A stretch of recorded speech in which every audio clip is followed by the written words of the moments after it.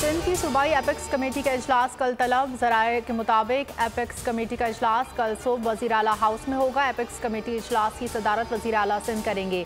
इजलास में core commander Karachi, DG rangers, IG समेत दीगर हुकाम शरीक होंगे। सूबे में अमन व अमान से मुतालिक अहम फैसलों की मंजूरी दी जाएगी।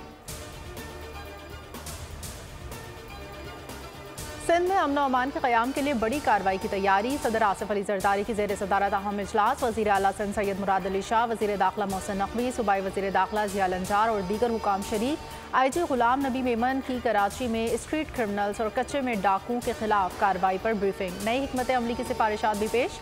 कराची में स्ट्रीट क्रिमिनल्स के केसेस के लिए खुसूसी अदालतें बनाने की तजवीज़। सदर मुमलिकत से वज़ीर आला सिंध और खालिद मकबूल सिद्दीकी की क़यादत में MQM के वफ़द की मुलाकात। कायद-ए-आज़म ने कहा था, इसराइल एक नाजायज़ रियासत है, हमास हक़ पर है। हम फ़लस्तीनियों के साथ कदम मिलाकर खड़े हैं। मौलाना फजलुर रहमान का कौमी फ़लस्तीन कॉन्फ्रेंस से खिताब। कहा, कुछ कहते हैं फ़लाँ ने इसराइल को तस्लीम कर लिया तो पाकिस्तान भी कर ले। फ़लस्तीन पर हक़ाइक़ से तवज्जो हटाई जाती है। एक सदी तक इसराइली रियासत का कोई वजूद नहीं था।